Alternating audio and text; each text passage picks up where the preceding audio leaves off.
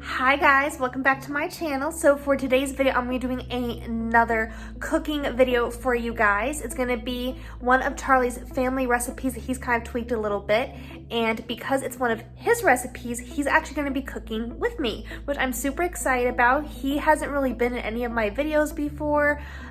He was like in a couple of clips before and some shopping vlogs and whatnot, but he's never actually been like in a video. And he was like, you know what? I know you really like doing cooking videos and your audience loves it when you do like cooking clean with me's. So can we do one of my family recipes? And I was like, absolutely.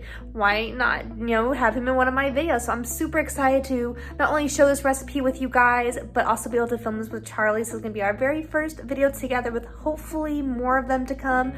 But yeah, I hope you guys enjoy this super easy recipe. And with all of that said, please make sure you guys hit that subscribe button down below and give this video a big thumbs up. And let's go ahead and jump into the recipe. So here is everything you're going to need for today's recipe. You're going to want to get some thinly cut pork chops. You can use one on the bone, but we got boneless. You're also going to want some white vinegar, some A1 sauce, adobo seasoning, some barbecue sauce of your choice, onion powder, black pepper, some bay leaves, as well as some garlic powder. And you're going to want 2 packets of sazon seasoning and some beef powder.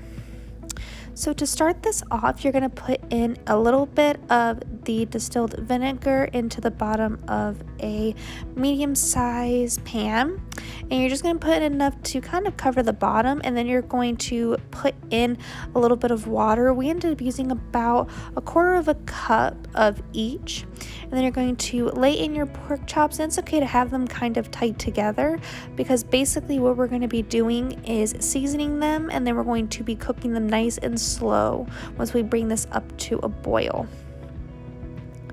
So to season everything, we're going to cover the pork chops in the sazon, and you're going to want to make sure that they are all evenly coated, and then you're going to actually end up rubbing this in with your fingers just to make sure that it is completely covered.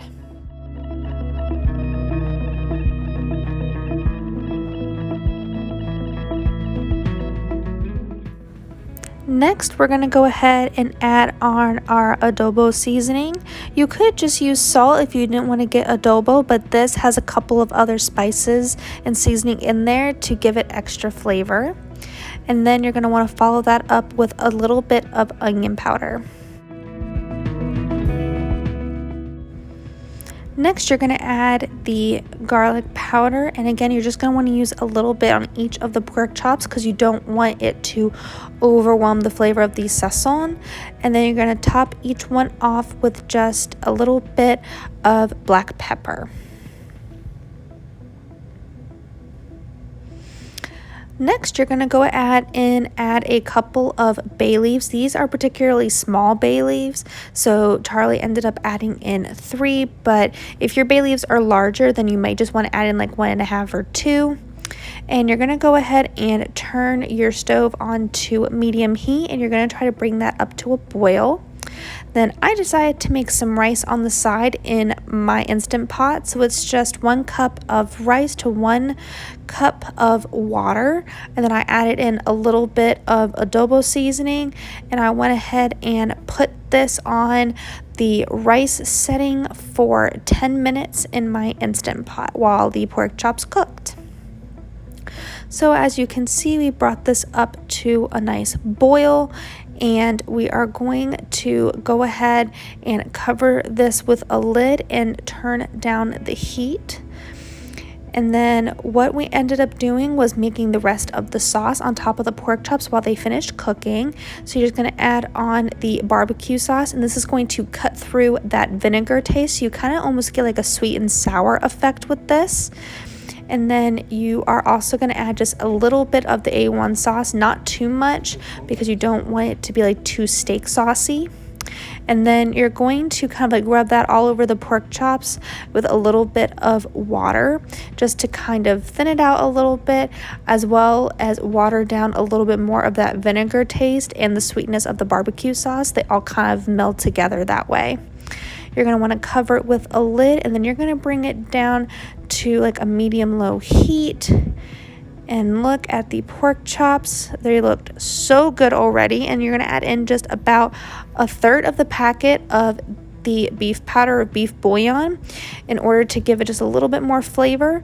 And then what Charlie does is he just bastes the top of the pork chops in the sauce, and we kept doing that for the entire 10 minutes that the rice was cooking.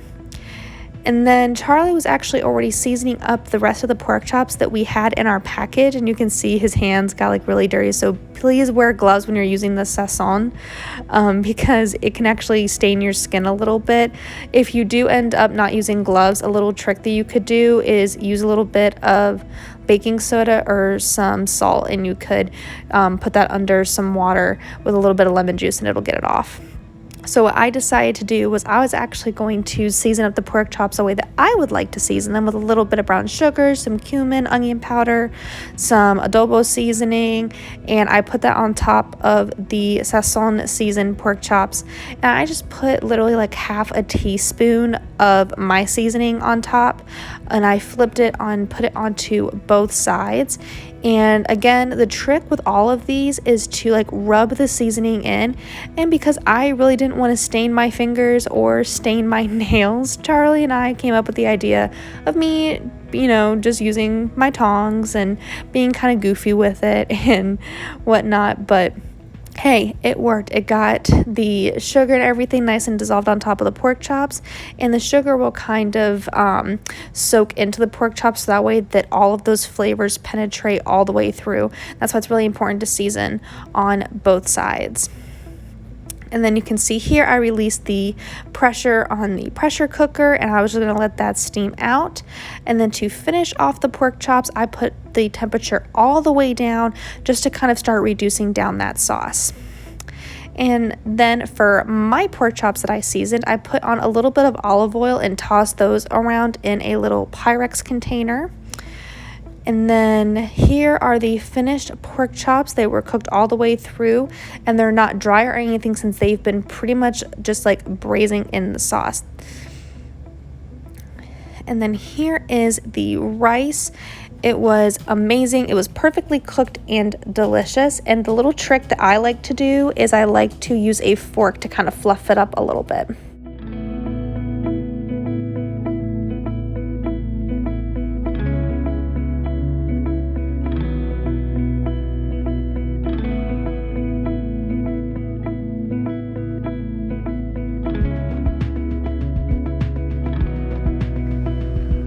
So now that the pork chops are all done, I went ahead and started to take them out of the pan and put them onto a cutting board, just so that way they could rest and retain all of the juice that was inside.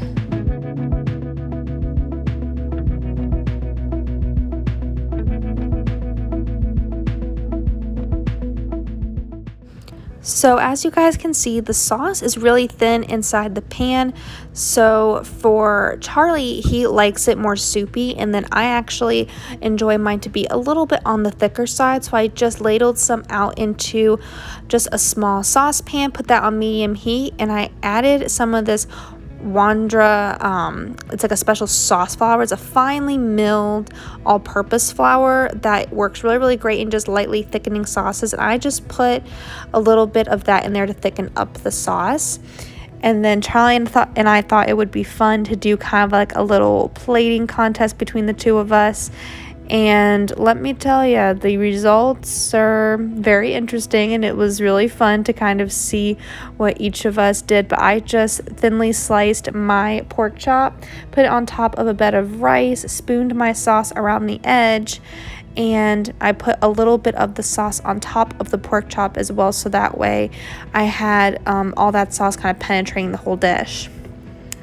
And then I actually had some cilantro growing in my garden that I've been doing outside. If you guys haven't seen it already, I have started a garden with different types of peppers, and I've also added in a couple of tomato plants that my mom actually ended up getting for me.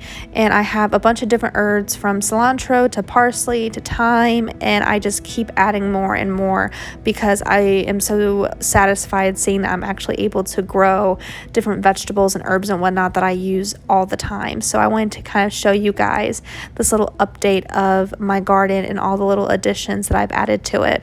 But I decided to add on just a little bit of cilantro onto my dish just to kind of finish off the plating. So I went ahead and then told Charlie to start plating his dish, and he just started piling on all of the rice and the pork chops and just covering it in sauce. And this was just such a fun time for us, and I thought it was a great opportunity for us to share another recipe with you guys. This is something that Charlie loves eating, and he's cooked for me several times. It was actually the first thing he ever cooked for me.